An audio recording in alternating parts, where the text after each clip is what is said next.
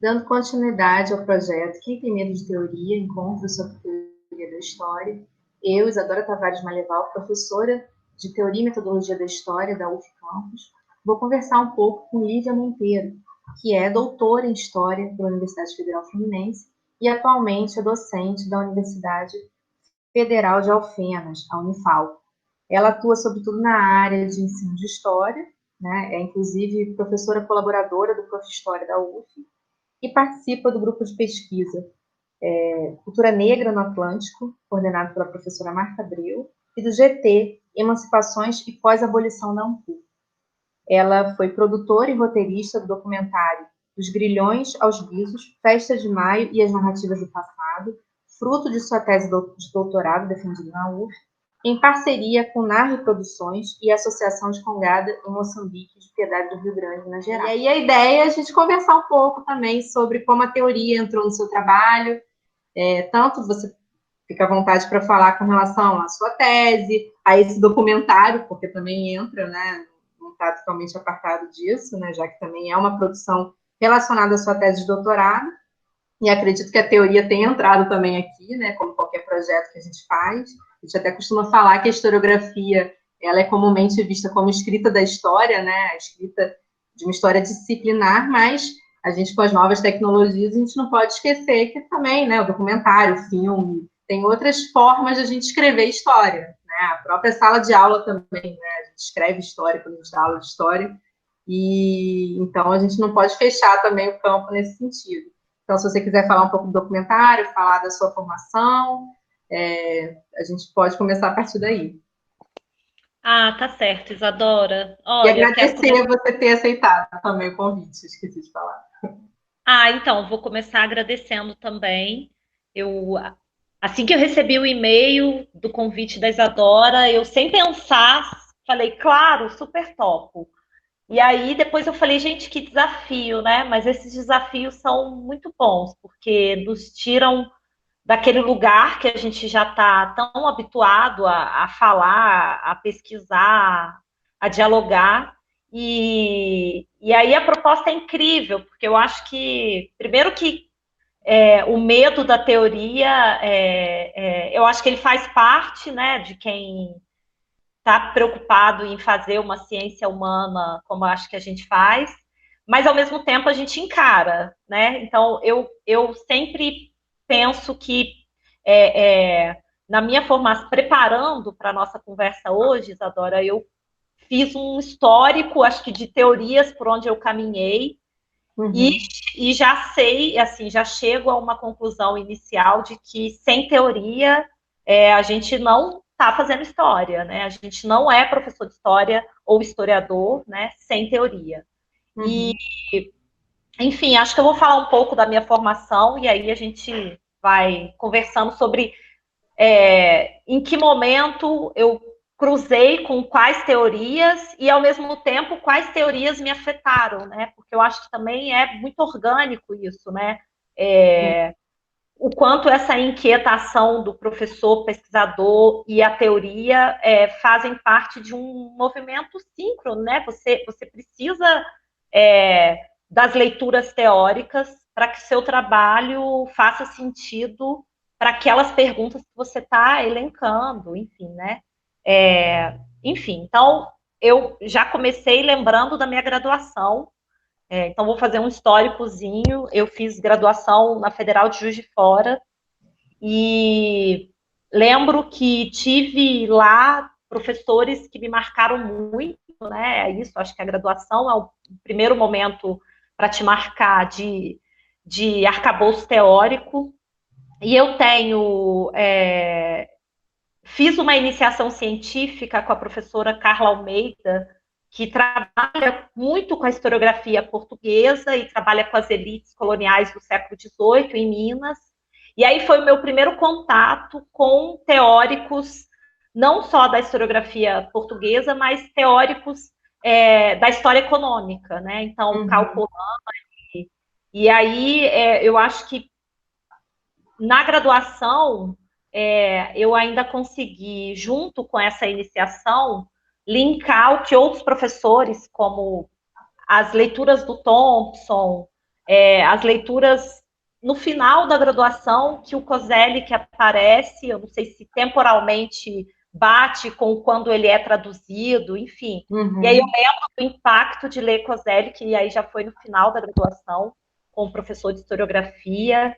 E lembro de uma disciplina pesadíssima na época, a gente tinha aquele medo, que chamava História e Teoria Social, que foi com o professor Inácio Delgado. E aí a gente tinha que ler Marx, Durkheim e Weber. Era os três o semestre. E aí a gente, na época, não se dá conta do quanto que isso é fundamental para você ir subindo esse degrau, né? Assim, de quem está no início da faculdade, da graduação, é só o início, a gente tem que ir com calma. E eu acho que os professores de teoria e de introdução e de historiografia que eu tive fizeram um percurso interessante. Não era de suavizar o que autores teóricos nos colocam, mas de nos apresentar o que essa teoria podia nos fazer sentido para fazer análise, né? Então, eu acho que me marcou muito. Tinha uma outra, assim, eu lembro de professores da história cultural, que a gente começou a ler Chartier e outros autores da linha da história cultural, mas como a minha iniciação científica era muito da história econômica, daí eu caminhei para o mestrado, e aí fui fazer mestrado na UFRJ, fui orientanda do professor João Fragoso, e fui estudar as câmaras, as elites da Câmara de São João del Rei do século XVIII. E aí eu acho que foi o meu primeiro impacto do quanto que desse medo que a teoria pode nos causar. E lembro de fazer 2 disciplinas no primeiro semestre do mestrado. Então, era uma sobre microhistória italiana, com Fragoso, e uma outra que chamava, acho que Sociedade, Indivíduo e Teoria, eu não lembro muito bem o nome, com Manolo. E aí a gente mergulhou, acho que eu, pelo menos, consegui mergulhar em autores que eu não conhecia tanto, ou que na graduação você ainda lê de uma maneira mais geral. Então, eu lembro de ler, enfim, desde Norbert Elias a Simmel, e aí toda a historiografia italiana da microhistória, né, e da história social. E aí eu acho que meu mestrado me deu uma base de história social que me ajudou a pensar o que é o campo do historiador, como é que a gente trabalha, como é a metodologia, para que serve a teoria, né? Enfim, depois do mestrado, né, tem muita gente que me pergunta, mas você mudou de área, para que loucura foi essa? Na época eu não sabia explicar muito bem, não. Só depois que o tempo passa que a gente vai entendendo, né, as mudanças. Eu lembro que quando eu defendi o mestrado, eu tinha para mim que as perguntas que eu tinha feito para a época, eu tinha conseguido responder. Então, eu não tinha uma inquietação de continuar a pesquisar o período colonial, as elites coloniais, porque para mim, não que o meu trabalho tenha respondido, porque isso não existe, né? Mas as minhas inquietações estavam resolvidas naquele momento. E aí eu tirei 2 anos, fiquei 2 anos só trabalhando, dando aula, pesquisando, fui para o Museu de Astronomia, pesquisar cosmologia indígena. E aí foi ótimo, porque foi o tempo necessário para me decidir que eu seguiria por outra área, que aí fui para a UF, fui fazer a tese sobre as festas de Congado em Moçambique, na minha cidade natal, né? Piedade do Rio Grande é onde minha família mora. E aí eu consegui trazer, né, o que eu aprendi. Então, eu acho que é isso que é importante frisar para quem está no início da graduação e quem está na graduação. Tudo que o que eu consegui de leitura, de arcabouço teórico durante a graduação e o mestrado, isso veio comigo para o doutorado, mesmo que eu tenha mudado completamente de tema, né? Porque eu saí do século XVIII, especialmente uma pesquisa sobre elite, para vir para o tempo presente, para trabalhar com festas negras congadeiras e a relação entre memória, história, cultura negra. E aí, eu acho que só foi possível para mim fazer essa passagem porque o que eu consegui aprender de teoria desses momentos me alicerçou. É a nossa base, né? Não tem como você fazer qualquer pesquisa sem teoria. Não, e mesmo que não apareça na sua escrita o tempo todo, né? Enfim, não seja um trabalho teórico, eminentemente, a gente percebe pela própria narrativa, claro, as referências que aparecem aqui e ali, mas a gente percebe ali a teoria alicerçando mesmo, como você falou, né? Eu acho importante isso que você está falando, porque, enfim, eu dou aula para alunos de primeiro período, sobretudo, né? A disciplina que eu sempre dou todos os semestres é construção do pensamento histórico, né? Em outras universidades, a introdução aos estudos históricos, enfim. E é uma inquietação muito grande dos estudantes. Para que eles estão vendo aquilo tudo? Eles acham que é muito difícil, eles acham que não é para eles. E aí eu falo isso, que na verdade é um processo que a gente tem, né? Então, claro que no primeiro período, boa parte das discussões a gente não entende mesmo, né? Mas aos poucos aquilo vai fazendo um sentido ao longo do. Você passa um ano, passa outro ano, você vai tendo um outro instrumental, né? Porque você vai lendo mais gente, você vai criando esse arcabouço, né? Mesmo. E aí, às vezes, no final da graduação, no mestrado, no doutorado, você recorre, né? A essas questões que foram reflexões lá do início que você.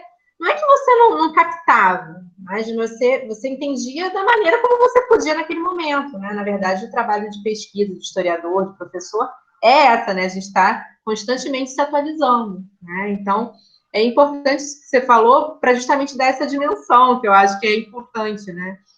De que essas leituras elas vão se somando. A gente não deixa quando a gente passa na disciplina e a gente larga a mão daquilo, né? Aquilo te acompanha. Exatamente. Eu acho que a teoria, se ela não te acompanhar, você não vai fazer um trabalho do historiador, que espera-se de um historiador, né, dentro das ciências humanas que a gente está. Eu acho que quando eu fui para o doutorado, eu lembro, aí fui ser orientanda, né, da professora Marta Abreu, e ela falava muito para mim assim: Lívia, o que você fez metodologicamente para as elites, agora você vai fazer para os congadeiros. Então, é uma história social da cultura, claro, com outros campos teóricos e outros arcabouços teóricos, mas que me deixava com um instrumental que eu acho que a teoria e a metodologia têm, né? Sem isso, a gente não sabe caminhar, né? Pelo menos eu não soube. E aí, durante o doutorado, eu fiz disciplinas também super importantes, tanto com a Marta e o Matias, que era sobre cultura negra, especialmente com uma historiografia estadunidense. E aí, eu acho que foi quando aí eu encontrei uma teoria, eu acho que no início a teoria me encontrou. Os teóricos que eu lia fazia todo sentido com as pesquisas que eu fiz até o mestrado. No doutorado, mudar de tema também fez com que eu precisasse de outros teóricos para dar conta de outras perguntas que eu ia fazendo, né? Então, por exemplo, encontrar uma bibliografia, teóricos e estudiosos das relações raciais nos Estados Unidos me ajudou muito, né? Então, foi um encontro que foi possível a partir dessa disciplina. Outra área, por exemplo, que no doutorado para mim foi muito importante, foi a leitura dos antropólogos, porque como as festas são os estudos sobre as festas, né, são dominados, os antropólogos fazem isso há muito tempo e fazem muito bem. E para nós historiadores, claro que tem trabalho sobre festa, né, na história, mas a gente ainda não vai para campo como ou vai, mas vai com mais medo, né? Você vai fazer uma etnografia, você está no tempo presente. Então, ler antropólogos, e aí também foi isso. Eu tive que ir atrás para conhecer, e não só metodologicamente, né? Mas entender formas de se pensar, de analisar, de ver o mundo. Eu acho que teoria, para mim, eu costumava, de vez em quando eu falo isso na minha sala com os meus alunos, para mim é como um óculos, assim, eu preciso da teoria, é igual você precisa de um óculos para enxergar aquela realidade de uma outra maneira, ou por cima, né? Não que você não está nela. E aí, enfim, quando estava terminando o doutorado, eu também tive um outro encontro teórico, já que a gente está nos encontros com a teoria, que foi tanto com os autores pós-coloniais, e que aí me mexeu e me mudou muito, quanto com as escritas de intelectuais negros e indígenas. E aí isso fazia muito sentido para a tese que eu estava desenvolvendo, que tinha a oralidade, teve a oralidade como eixo, né? Eu fiz uma tese com muito pouca fonte escrita, né? E a proposta era um pouco essa, era trazer a oralidade como eixo de discussão, as narrativas, as memórias e essa relação orgânica que a gente que é da história oral tem com a fonte, porque você está produzindo a sua fonte o tempo todo.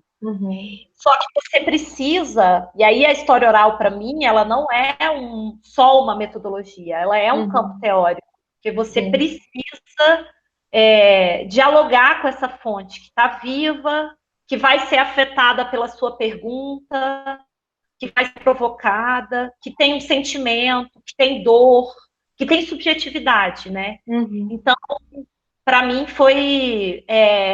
Então, imagina, se fosse. Eu também costumo brincar com os meus alunos, gente, a gente não é um curso técnico que você vai lá e aplica a metodologia e lê a fonte e faz uma entrevista. Sem a teoria, a gente não consegue refletir, né? Então, acho que foi um pouco por aí. Eu acho bem importante você falar da história oral, porque a gente sabe que a história oral tem, enfim, ela nasce, entre aspas, né, já muito tentando responder às questões que são essenciais para a história como um todo, para a história como disciplina, né? Porque a história oral, ela acaba, de alguma forma, sendo colocado um holofote nela nesse sentido. É o que você falou, né? Você até cita, tem essa questão da antropologia, da etnografia, é o tempo presente, né? A fonte, você está ali produzindo a fonte. Na verdade, todo historiador produz a fonte, né? O documento, ele não nasce como fonte para a gente, qualquer que seja ele. Mas, claro que no caso da história oral, é uma relação mais apaixonada, mais próxima, né? Apaixonada nesse sentido, de você estar lidando ali com a coisa acontecendo e viva, né? E isso, esses questionamentos que muitas vezes você deve ter passado, né? Imagino eu, né? Sobre se era ou não história, né? Porque traz à tona essas questões, né? Essa questão da imparcialidade, a questão de você estar trabalhando com o tempo presente, que a gente sabe que ainda é um problema, né, para muita gente, trazem à tona todas as discussões que, no final das contas, a gente tenta responder no campo da teoria da história, né? Então é isso. O que é história? Que é a pergunta inicial, né? Que a gente começa no curso de graduação com os alunos, tentando responder ou então mostrando respostas possíveis, né? Porque uma resposta única não existe, né? Então, o que é história? Porque se história do tempo presente não é história, então o que seria história, né? E aí você começa a questionar a partir disso, né? Você ter essa relação emotiva com o seu objeto de estudo é uma questão também, desde o século XIX, né? Quando você separa efetivamente o campo e diz, não, história é isso aqui, vai trabalhar com passado, acabado, finito, né? E para ser uma ciência, tem que ser uma ciência que leve em conta esse caráter objetivo, é o que você falou. Então, eu vou lá, né, muito tecnicamente, tentar aplicar um método à fonte.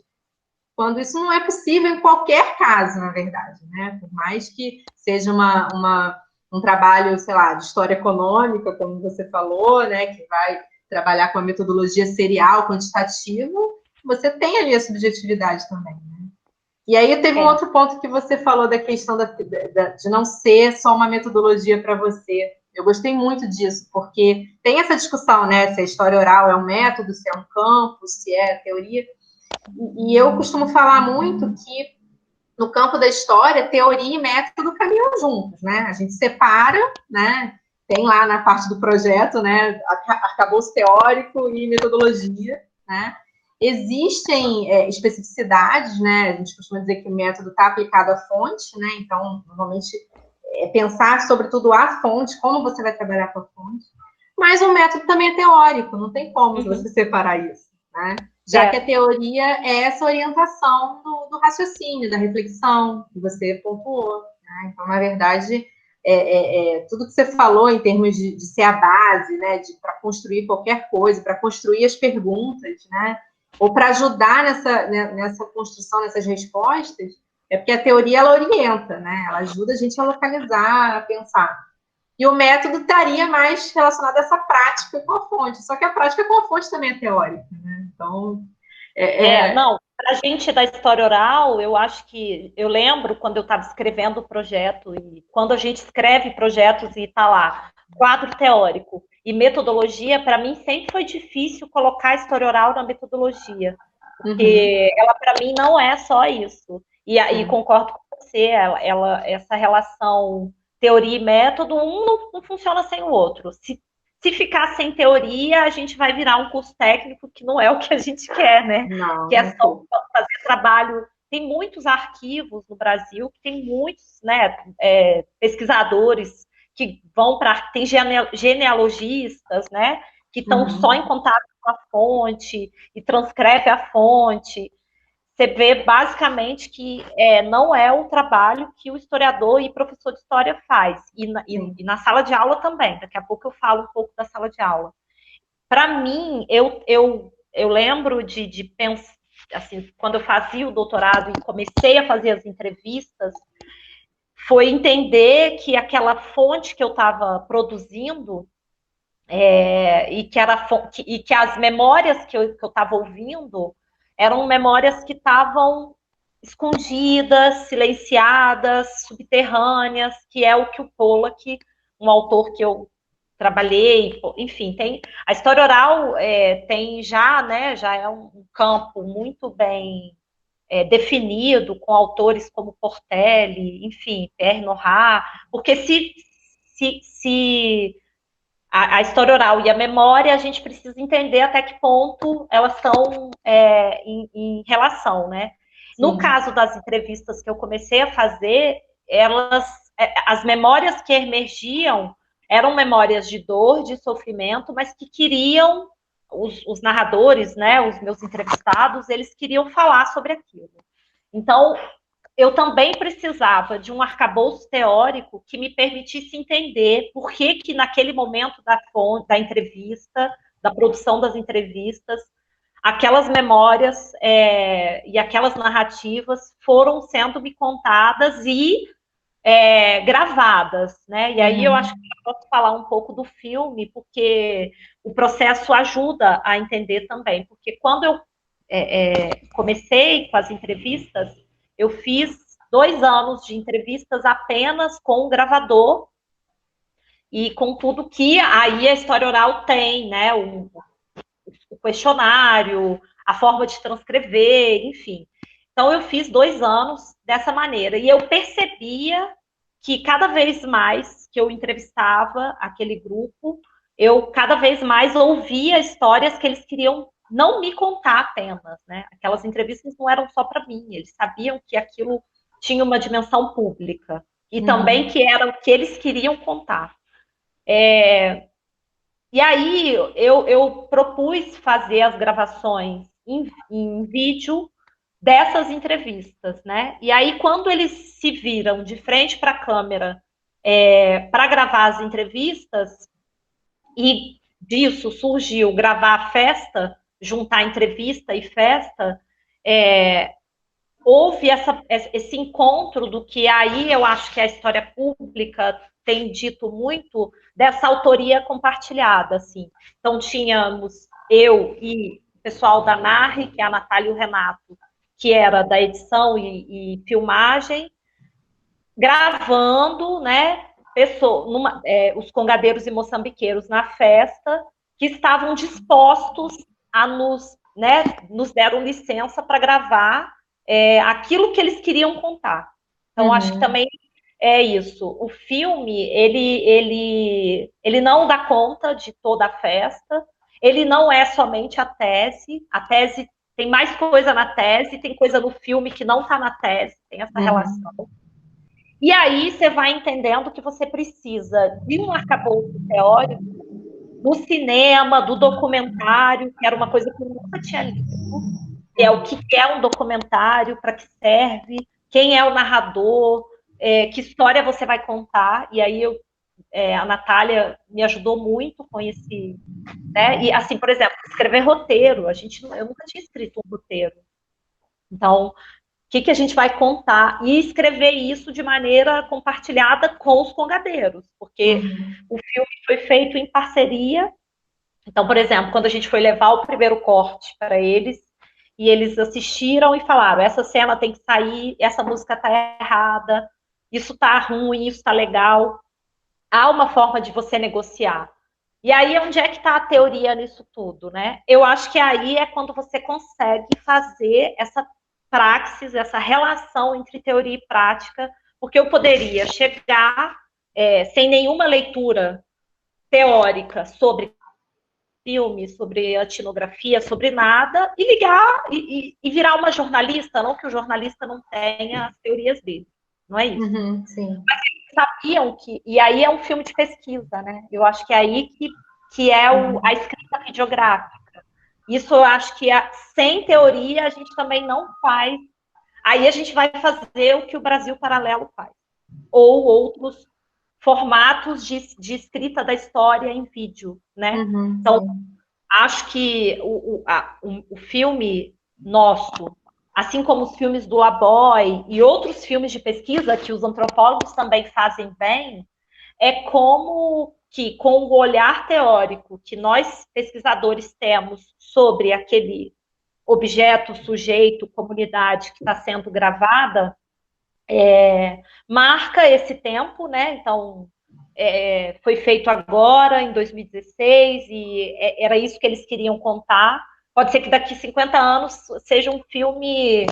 É um filme datado, né? Assim como um livro. Sim.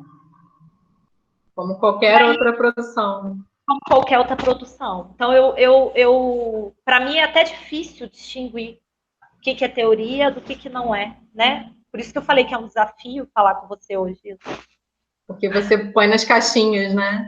Mas é justamente isso. Eu acho que é aí que é a questão. Quando você usa a teoria tão ao seu favor que ela vira quase que naturalizada, né, no seu discurso. Né? Ela está ali presente. E eu acho que é quando o trabalho é mais maduro mesmo. É quando não precisa ter um momento específico, porque tinha muito isso, né? Antigamente, até hoje muita gente faz isso. A introdução, o primeiro capítulo da tese é o capítulo teórico, né? Enfim, não vejo problema com isso, mas eu acho particularmente mais interessante quando você percebe isso ao longo do trabalho, porque realmente você percebe esse fio condutor, né? A teoria como um fio condutor, né? E você mencionou os documentários do Lavoie, que é o laboratório, né, da UF de História Oral, não é isso? E eu uso muito o Passados Presentes, né, com os alunos, porque eu acho fantástico justamente por conta disso. Porque ali você percebe todo o trabalho de historiador em vídeo, né? É uma historiografia não escrita, né? Então você tem ali, enquanto projeto, você tem os teóricos que estão norteando, você tem a metodologia, né? E você tem uma preocupação que é uma preocupação de historiador. Podia ser um trabalho completamente distinto se fossem outras pessoas que estivessem envolvidas. E também não é demérito, não é hierarquizar os saberes, mas perceber qual é a diferença. Então, eu gosto muito de mostrar, né? Eu, às vezes, quando não tem muito tempo, eu não mostro um deles, né? Porque acho que são 4, mas mostro o trailer que elas fizeram, né? Que tem alguns minutos, 15, 20 minutos, porque ali está condensado tudo isso, né? O que é o projeto? Né? Isso é um projeto, e eu falo, olha, quando vocês forem fazer um projeto de monografia, de mestrado, de doutorado, é a mesma coisa, né? É a mesma estrutura, né? Então, aqui vocês conseguem perceber melhor, porque vem da fala mesmo, né? Quando entrevista as pessoas, né? Tudo ali está permeado por esse universo, que é o universo do historiador, né? São essas perguntas. E eu acho que é isso, é um filme de pesquisa, né? Assim, a gente tem uma pesquisa, é claro que outros filmes têm pesquisa, né? Imagina, tem vários sendo lançados e que tem uma pesquisa, mas a gente sabe, por exemplo, os filmes do Laboy geralmente têm, inclusive, referência bibliográfica, né? Tem nas fichas, né, o que foi lido. E acho que é isso, você começa a trabalhar com a ideia de autoria compartilhada, que aí você...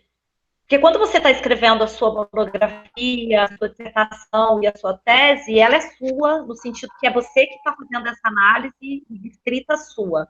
O seu orientador ou orientadora vão te auxiliar, você vai ouvir os pares, você vai ouvir crítica, mas aquele trabalho autoral é seu. Num filme de pesquisa, ou até em outros produtos, vamos dizer assim, você precisa deixar o seu lado autoral, individual, um pouco guardado, para que, por exemplo, a presença da Natália, vou dar um exemplo. A Natália é a diretora do filme e ela, ela fez direção em cinema e ela é jornalista. Então, eu aprendi muito a conversar com a Natália no sentido... Ela me falava muito isso, Lívia, qualquer pessoa que assista esse filme precisa entender. E aí como é que a gente faz essa transposição, como é que a gente dialoga, que é o que a gente tem discutido muito na história pública, porque como é que a gente vai... Não é só divulgar com o público, né, a história que você está contando, mas com quem, para quem, em que sentido isso tem, né? E é fundamental para um momento, principalmente presente, que a gente tem vivido. Você vai discutir fake news, você vai discutir fake news em que sentido, né? Como é que nós, do ensino de história, por exemplo, levar o debate das fake news para a sala de aula? Você vai apresentar, enquanto professor de história, um autor teórico para o seu aluno do 9º ano? Sim. Não é isso que a gente está propondo, né, Isa? Mas a gente vai precisar que esse professor de história entenda que os conceitos que ele leu na faculdade, né, enfim, conceitos sobre tempo, sobre consciência histórica, precisa estar com ele em todas as aulas. Sim. E aí eu costumo brincar que é isso, da mesma maneira que eu não sei se eu aprendi, mas da maneira como eu fiz com o filme, que você media, na sala de aula é muito parecido, né? E aí em qualquer nível, desde o seu 6º ano até a formação de professores, né? Que é como é que você vai... E essa mediação é isso, né? Ela mostra, não que o historiador, quando escreve, né, ele não tenha uma posição ativa. É o contrário, né? A gente está ativamente ali, a gente é sujeito da escrita, ainda que a gente utilize uma linguagem muito formal para afastar, né, isso, né, para mostrar uma objetividade muito grande. A gente é sujeito, a gente tem uma subjetividade.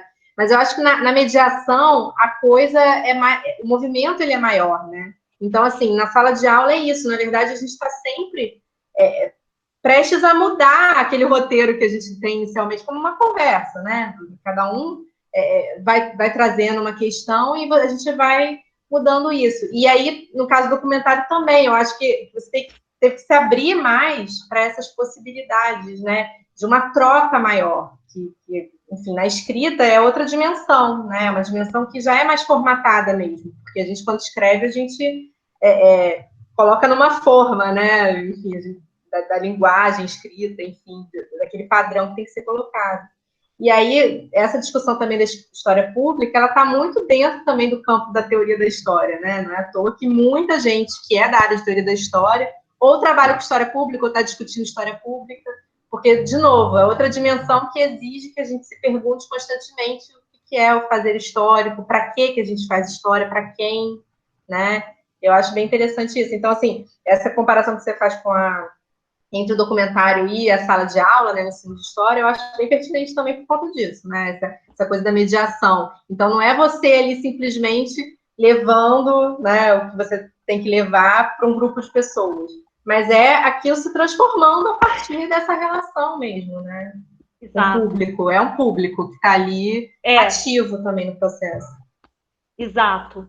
E eu acho que depois o filme foi lançado em 2017, então tem 3 anos. E aí é muito interessante acompanhar o efeito do filme depois, agora, né? Passados 3 anos.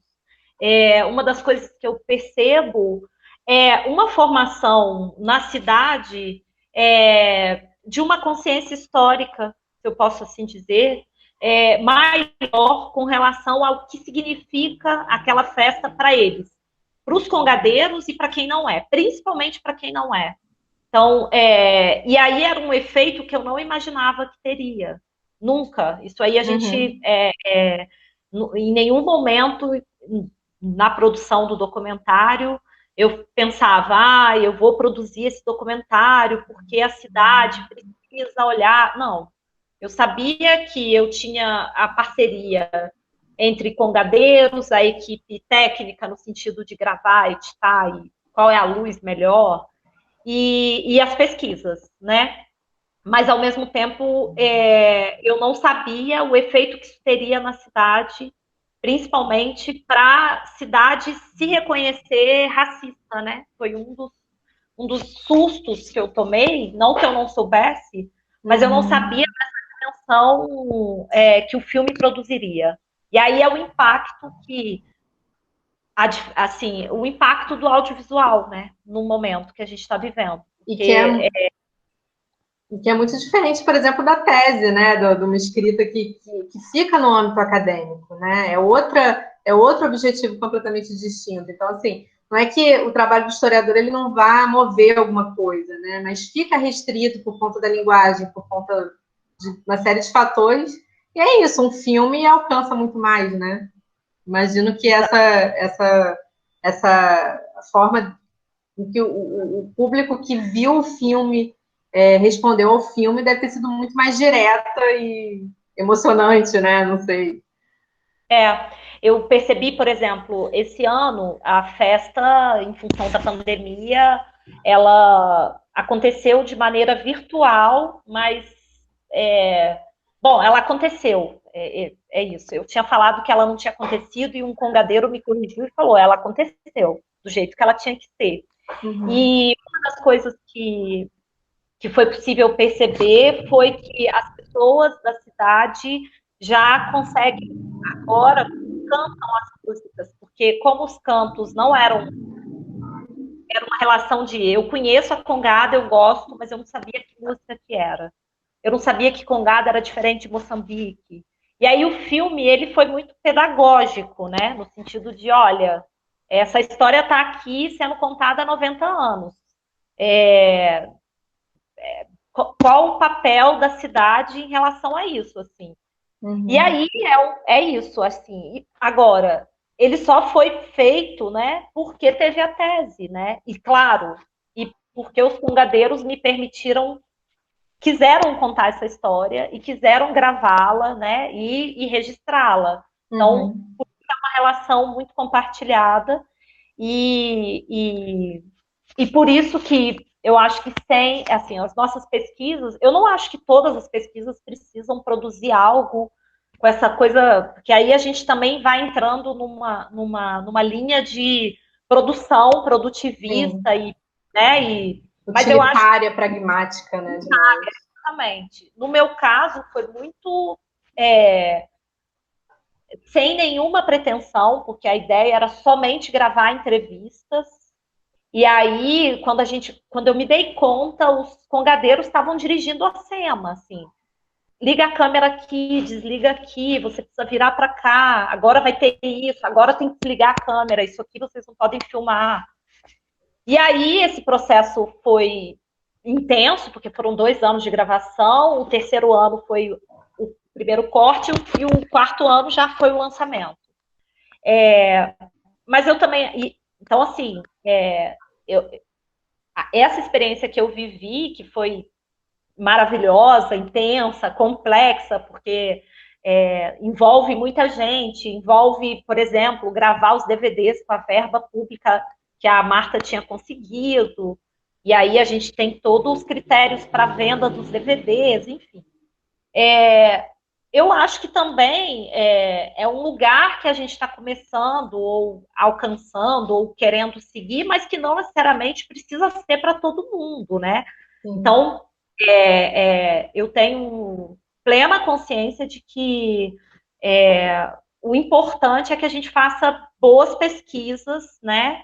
Pesquisas que tenham, enfim, ética, que tenham arcabouço teórico, boas perguntas, hipótese, enfim. A história oral e aí eu volto, né? Foi nela que eu consegui me alicerçar para poder fazer isso tudo, porque o grande barato da história oral é porque você escuta, né? E a gente se escuta pouco, né? Assim, a gente se lê muito, e a história oral você tem que ouvir o que aquela pessoa quer te dizer, mesmo que você tenha bilhares de perguntas para ela, ela vai te contar o que ela quer te contar. Enfim, acho que é um pouco por aí, Lisa. É uma escuta consciente, né? É isso que você falou, não é escutar apenas, é ouvir, é completamente diferente, né? E realmente, a gente está precisando muito ouvir, né, hoje em dia. Tá bem difícil. Mas eu fiquei pensando aqui nessa questão que você falou, né, de nem todo trabalho tem que ter um cunho, essa coisa de voltar para a sociedade, isso é complexo, né? Porque o que é voltar para a sociedade, né? Eu acho que qualquer pesquisa ela está voltando para a sociedade, o resultado das pesquisas, né? A gente começar também a entrar nessa lógica é um pouco perigoso, né? Para definir, então, o que é uma pesquisa relevante, né? Obviamente que a cura do câncer é uma pesquisa super relevante, ninguém vai dizer que não é, né? Mas, então, trabalho, sei lá, sobre historiografia no século XIX, é um trabalho que é irrelevante porque vai conversar apenas com historiadores, né? E eu acho que entra uma outra questão aí, né? Quando a gente fala tanto da linguagem, dessa questão do público e tal, a gente pensar que em qualquer área isso existe, né? Em qualquer área a gente tem uma escrita ou uma fala, conceitos técnicos, né? Um médico, ele vai ter também, ele vai falar de uma determinada maneira entre os pares dele, né? O ideal é que quando ele vai fazer a consulta com o paciente, ele consiga realmente ser mais claro, né? E não usar todo palavreado, né? Que ele usa com pessoas que são também médicos.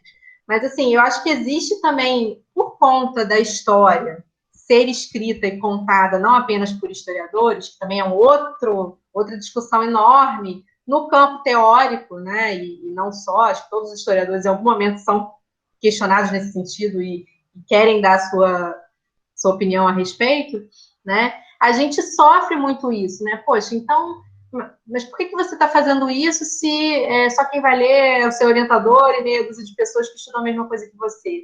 Né? E, na verdade, são objetivos distintos, né? São coisas diferentes, que têm sua validade. Então, quando a gente aprende ao longo da graduação, por exemplo, a usar esses artifícios todos, que tornam a escrita mais difícil mesmo, mais complexa, da gente entender por que da citação, por que da nota de rodapé, né? Das referências todas que a gente faz, por que a gente não pode simplesmente dizer o que a gente acha, porque na verdade a história não é achar, né? É uma interpretação a partir de uma série de questões, a partir de muita leitura. Enfim, por que não pode ser mais fácil, né? Existe muito esse questionamento. E, na verdade, o que a gente observa é isso, que isso tem um porquê também. Dificulta de um lado, e a gente pode problematizar, inclusive tentar também ocupar esses espaços públicos, o que é importante, eu concordo com isso, eu acho isso muito relevante, mas a gente entender que tem também, esse percurso faz um sentido, né? Tem uma lógica dentro dessa ótica, de que é um trabalho científico, né? Que usa de arcabouço científico, né? Que tem uma busca pela verdade, né? A gente questiona a existência de uma verdade única e todas aquelas questões, mas a gente sabe que o trabalho do historiador ele tenta chegar mais próximo possível da verdade. E isso é a questão ética que você mencionou, né? Quando você vai, então, para o campo, né, e faz história oral e tem essa dimensão que você tem que dar conta de muita coisa, porque, ao mesmo tempo, tem a questão afetiva de ter um ser humano ali se expondo, e você não pode ser totalmente isento e frio, mas, por outro lado, você também não pode simplesmente contar apenas aquela história que ele está contando, descrever aquilo tal como ele contou, né? Porque você tem uma postura ética, você tem que tentar ver todos os lados e todas aquelas questões. Então, assim, eu gosto de pensar nisso também, que existem produções diferentes para diferentes objetivos, para diferentes públicos, e que tudo bem, né? E eu acho importante, sim, um historiador que se forma enquanto historiador, que ele passe por esse percurso todo, né? Para entender. Não, e para entender isso, né? Por que a gente tem que fazer tanta referência?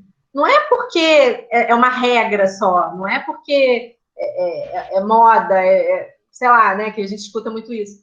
É porque aquilo mostra o caminhar que você fez. Exato. Né? E isso é uma postura ética, de mostrar para o leitor, né? Eu brinco muito com os alunos, a nota de rodapé ela é uma outra narrativa, né? Tem um autor chamado Anthony Grafton, não sei se você conhece, ele tem um livro que é ótimo, que é a pequena tratado da nota de rodapé, uma coisa assim, que o objeto dele é a nota de rodapé, e é um livro fantástico, super bem escrito, gostoso de ler, né? As pessoas acham que deve ser um saco, né? Porque imagina, um livro sobre nota de rodapé.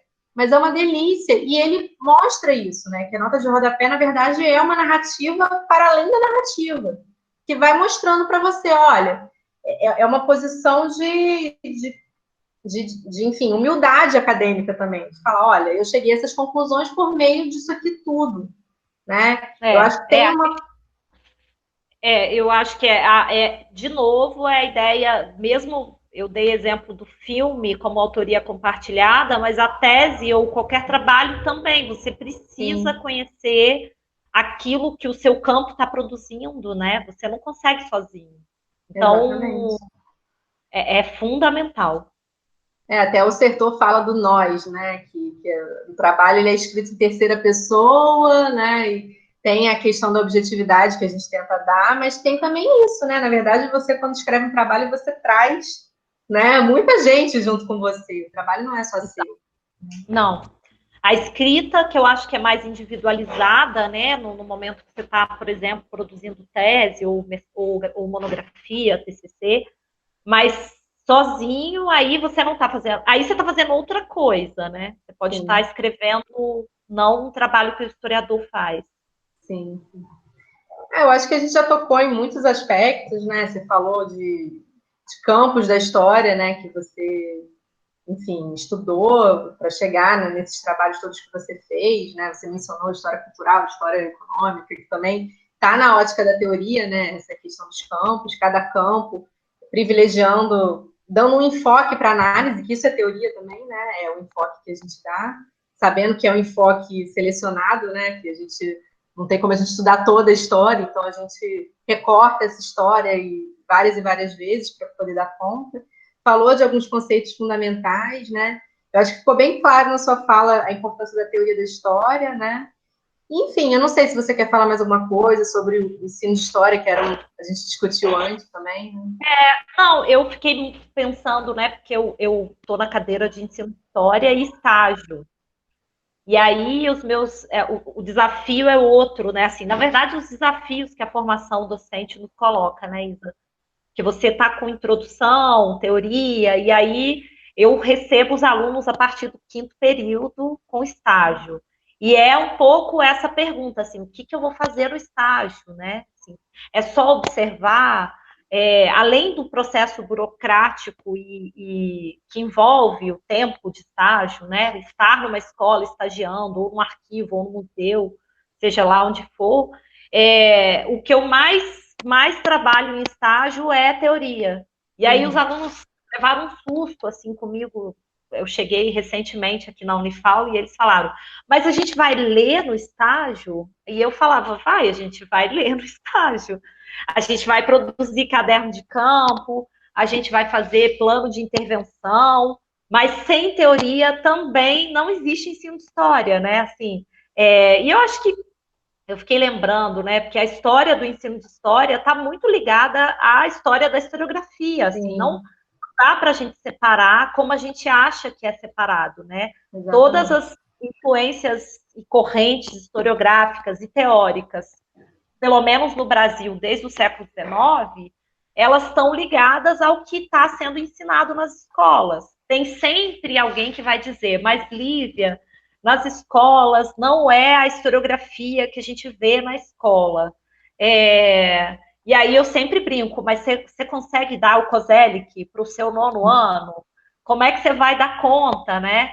E entender que aí existem os conceitos do ensino de história, como os saberes históricos escolares, a própria mediação, cultura escolar, que são conceitos que estão dentro de uma teoria, né? Eu acho que trabalhar com conceito, para mim, me ajuda a caminhar nesses campos da teoria e prática que o estágio tem colocado. Então, a primeira vez que eu assumi a turma de estágio aqui da Unifal, que eu apresentei o meu programa, que tinha leitura toda semana, os alunos ficaram muito desesperados e me mandaram, eles escreveram para o coordenador, falaram comigo, e aí eu fui tentando, né, eram os textos teóricos do ensino, da historiografia e de teoria, assim, que para eles era algo que eles não veriam no estágio.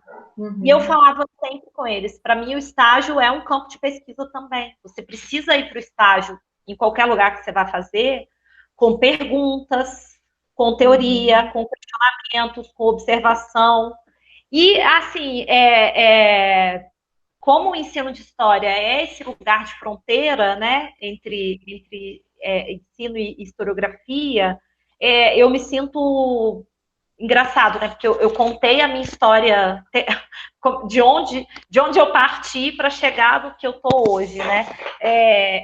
Eu fico mais tranquila em estar numa cadeira de ensino de história, porque eu consigo minimamente fazer essa leitura teórica do mundo, assim. Não dá para mim ir para uma escola só pensando que a escola é a escola, porque ela é um prédio. Não, preciso pensar arquitetura escolar, cultura escolar, enfim. E aí é quando, para mim, faz todo sentido, porque conecta, né? Acho que é por aí. E eu falo isso com os meus alunos que estão se formando professores, né? Não é que ele vai assumir o EJA ou assumir um ensino médio e ensinar a história dos conceitos, vai apresentar Bourdieu. Não, é como ele vai mediar e transpor isso para o universo desses alunos. Ele precisa saber que escola é essa, que cultura escolar é essa, que história ele vai contar, né? Eu acho que a história ensinada é isso, assim. Que sentido de história tem? E essas perguntas que qualquer professor de história tem que fazer, elas só são possíveis por conta da formação teórica que a gente tem, mesmo que a gente não seja da área de teoria, né? Acho que é isso. O desafio da teoria é exatamente esse, né? Eu acho que a gente precisa mais e mais e mais de teoria. Eu tenho sentido isso, por exemplo, agora eu estava lendo muito os pós-coloniais, decoloniais, e aí que são outras epistemologias, né, Isa? A gente começa a ver tudo de uma maneira que inverte a forma como você via. E isso só faz sentido dentro daquilo que a gente está se propondo, né? Assim, então, desse lugar também de onde a gente está, né? O lugar que você atua politicamente, do qual eu me incluo, né? Sou uma professora de história branca, que fiz um trabalho sobre cultura negra. Tenho, assim, na época da tese, eu não fiz um trabalho sobre branquitude, e aí lembro que a Marta, que foi minha orientadora, e a Giovana Xavier, que é uma grande amiga, falava assim para mim, não, agora não é hora de falar dos brancos. E aí agora, né, atualmente, a gente tem sentido qual é o papel dos brancos na discussão do antirracismo, de práticas antirracistas na escola, por exemplo. E aí bom, eu tenho me feito essas perguntas. E aí, para isso, eu preciso de quê? Eu preciso de teoria. Então, por exemplo, eu estou, nesse momento, organizando uma pasta no meu computador sobre textos teóricos sobre branquitude. Porque se eu não tiver essa teoria, eu não caminho, né? Eu só tenho as perguntas e aí eu acho que é um contínuo, né? Acho que a gente eu ouvi a entrevista da Tânia e falei, é isso, a Tânia desde os anos 70, ela deu uma história da historiografia, ela é a própria, né? Uhum. A história de vida dela, e assim, eu acho que é assim que a gente vai caminhando. E os professores da educação básica também, eu não vejo que há essa diferenciação. Quando um professor do 9º ano da Prefeitura do Rio, de Campos, ou aqui do sul de Minas, de onde eu falo, vai preparar uma aula sobre Segunda Guerra Mundial, ele vai acionar historiografia, conceito, teoria, e ele vai precisar da didática e da metodologia do ensino para fazer essa mediação ou transposição didática. Mas sem a historiografia, a teoria na sala de aula, ele não é um professor pesquisador. Ele está apenas cumprindo hora, né? Sim. E aí eu provoco muito os alunos, e espero que isso sirva de alguma... Que é isso, você precisa ir para a sala de aula, entendendo que você não vai formar o seu aluno do 9º ano um pequeno historiador, mas que você precisa trazer o debate da Segunda Guerra Mundial, por exemplo, que é um tema que eles amam, né? Os alunos amam. Para os sentidos que tem da história, né? Para um aluno crítico e reflexivo, que sentido tem, por exemplo, para a história do Brasil se ligar à Segunda Guerra, enfim. Os caminhos, eu sempre falo, a metodologia, a didática, a gente tem tem muita gente criativa, né? Eu adoro as aulas que usa fonte, que usa história digital, que, enfim. Mas o principal, para mim, no ensino de história, é que perguntas você quer que o seu aluno reflita, e isso você só consegue com a teoria. E fazendo essa ponte. Falei muito já, né? E as perguntas, não. E as perguntas são que movem mesmo, né? E é isso, o campo da teoria, eu escuto muito isso. Ah, mas parece uma aula de filosofia. Mas é justamente isso, né? É esse questionar, são as reflexões. Mark Bloch falava isso, né? Sem a pergunta você não chega a lugar nenhum. Na verdade, a pergunta é mais importante até do que a resposta, né? Porque é ela que vai levar você a questionar o mundo, a questionar o passado, né? Enfim, questionar o que quer que seja. E essa relação com o ensino é isso, você falou, né? Que é muito junto mesmo, ensino de história e historiografia, e é na própria questão histórica mesmo, né?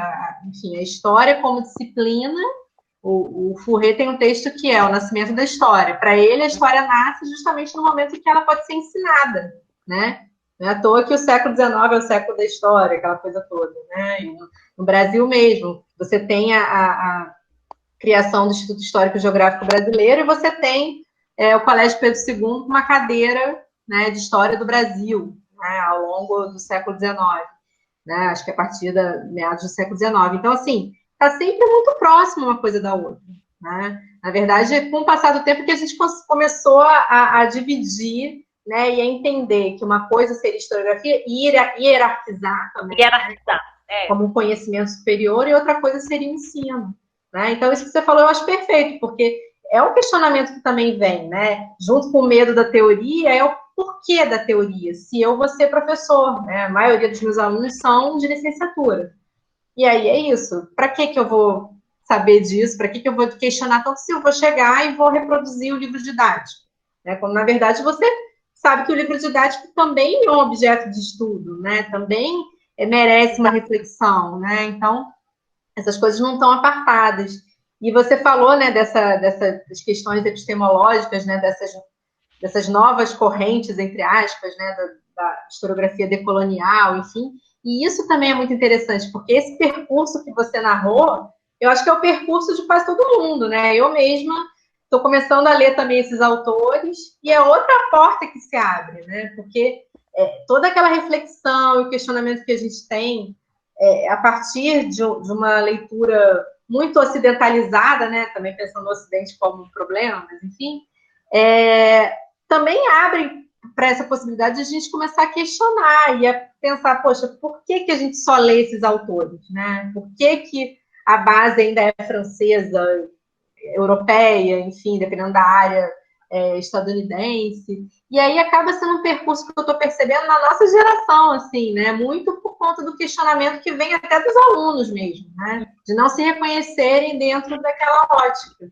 Então, na verdade, o que eu estou vendo é que ainda são estudos que têm problemáticas muito importantes, mas que são experimentais, né, em sua maioria, assim, nesse sentido de experimentar mesmo uma nova forma de ver a história, né, e de pensar, de fazer, e de incluir, né, e de pensar essas narrativas todas. E é muito difícil, porque a gente já está com esse olhar muito formatado, né? Só que também é uma outra questão que é teórica, que está aí pungente, Que passa, né? isso, exatamente, passa pela discussão teórica. Então, assim... Sem passar pela discussão teórica, você pode ser o maior intelectual brasileiro, norte-americano, sul-africano, e você pode ser o professor de uma escola sem hierarquização. Sem teoria, você para mim, o professor da escola pública aqui de Alfenas e esse intelectual que está produzindo, escrevendo, né, enfim, pensando e teorizando, eles podem e devem estar nesse mesmo patamar de buscar reflexão crítica. Acho que é isso que, por exemplo, para um professor de história que vai trabalhar com qualquer conteúdo, eu sempre falo isso, a gente tem no Sim. Brasil conteúdos assim de dar e vender. O que a gente mais tem na história é Até conteúdo. demais, Exatamente, é um excesso de data, é um excesso de muito excesso. A gente ainda tem uma história disciplinar do século XIX que bate na porta sempre, né? Então, você, professor, enquanto um crítico e um teórico reflexivo, você vai dar o livro didático com erro? Eu sempre falo isso, né? Aqui em Minas, agora, a gente está vivendo a situação do ensino remoto, do EAD, em função da pandemia. E aí o Estado, a Secretaria de Estado da Educação disponibilizou os materiais online. E aí a gente tem percebido erros assim gritantes. E o que eu mais tenho percebido, para além do erro, são os professores de história da rede pública dizendo: não vamos usar, está errado. sim. Então, esse posicionamento é um posicionamento crítico, reflexivo, que vem do que a teoria nos ensina. Você não é um aplicador de aula, né? Por isso que, para mim, você é um professor pesquisador que vai, a partir desse currículo que o Estado, por exemplo, criou agora, escolher, subverter. Você vai ter que fazer as opções. Agora, para isso, você precisa ter essa formação, que para mim o curso de História é o que fundamenta, né? Assim, você precisa dessas leituras, porque para mim a teoria, ela me proporciona mais dúvida do que certeza. Então, quando você começa a ler os decoloniais, você fala, tudo que eu pensava foi por água abaixo. Então, é o caminho. Sim. Acho que quando você. E aí você vai encontrando, né? Porque parece que é um casamento perfeito, mas a teoria ela precisa te incomodar. Eu lembro quando eu li por direito e falei, meu Deus, gente, que teórico. Ele está falando isso mesmo? Ele está falando de escola? Eu lembro e falei, gente, escola. Se não tiver incômodo, a gente também não está nas nossas ciências humanas, né? Não é fácil. Não é.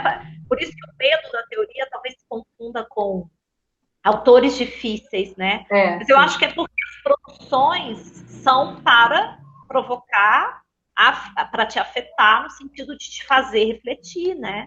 Exatamente. Senão a gente vai virar o curso técnico, que eu fico brincando com os meus alunos. Senão vai ser uma extensão dessa história da escola, que é dada na escola, essa mais tradicional e mais questionada, né, atualmente.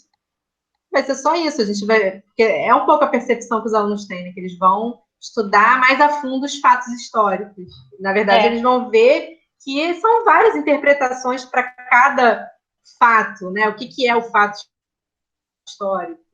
Também é um conceito fundamental, né? Que a gente questiona. E fazer leituras do presente, sem medo. Eu sempre falo isso também com os alunos. Assim, um professor de história precisa fazer leituras do presente, né? Só um exemplo agora, os monumentos sendo destruídos, né? Isso dá uma super aula de história, né? Por que está destruído? Com qual sentido? Para quê? Que história está sendo contada? Qual vai ser? Enfim, quais os lugares de memória que isso marca? E isso pode estar no nono ano? Sim, pode estar. Você não vai levar o Pierre Nora, gente. A aula de semana que vem, no segundo ano, vai ser o Pierre Nora? Não. Mas você vai, com os conceitos que você aprendeu na teoria, fazer essa mediação. Então, eu tento hierarquizar o mínimo, porque é na escola que a gente vai produzir sentido para a escrita e para o que é história. Um aluno do sexto ano tem história para se identificar com a sua história, ele precisa se ver naquela história, né? Ele precisa entender que protagonismo, que ele tem um protagonismo, que a família dele tem. E é isso, são as disputas, né? Eu gosto muito da área do ensino por isso, porque aí a gente consegue. Eu acho que parece com a área da teoria. Eu brinco que se fosse para me dar aula de Brasil República, o resto da vida eu ia ficar feliz, porque eu gosto de República também. Mas eu acho que as nossas áreas de metodologia, ensino, teoria, elas nos permitem uma liberdade maior, Isa. Não sei se você sente isso. Eu também acho, concordo plenamente. Bom, Lívia, eu só tenho a agradecer, não sei se você quer colocar mais alguma coisa, mas eu só tenho a agradecer por você ter aceitado. Assim, realmente você aceitou bem rápido, assim, mandou um e-mail bem empolgada, eu fiquei muito feliz, né? E eu gosto muito do teu trabalho, eu acho que foi ótimo, eu acho que você trouxe, assim, muita coisa que eu queria falar, mas que eu não falaria com tanta propriedade, né? E você trouxe, acho que ficou muito boa essa conversa nossa. Queria agradecer. Eu te agradeço, Isa. Eu topei, eu sou ariana, então o ariano é aquele Também. que vai. Então você sabe como é o ariano. A gente depois eu falei, meu Deus, mas será que. Aí fiquei tentando, fiz um histórico de aulas de teoria, mas depois eu falei, gente, é tão orgânico, e eu acho que é isso, assim, para quem está ouvindo, para os estudantes de campus e quem mais for acompanhar essa super série que a Isadora criou. Não tenham medo, a teoria ela tá aí para a gente aprender com ela, caminhar com ela. É isso. E eu te agradeço muito. Eu que agradeço. Então, a gente termina aqui mais uma conversa sobre teoria da história e a cada 15 dias eu vou disponibilizar no canal do Laboratório de História Regional e Patrimônio, no YouTube. E, enfim, espero que isso faça a nossa quarentena um pouco melhor, que a gente passe melhor por ela a partir desses conhecimentos, de tudo que a gente vem conversando. A ideia desse projeto é muito esse mesmo, de fazer uma conversa quase que informal sobre teoria da história, até para tentar desmistificar um pouco, né, esse medo, essa apreensão que os alunos têm em relação a isso.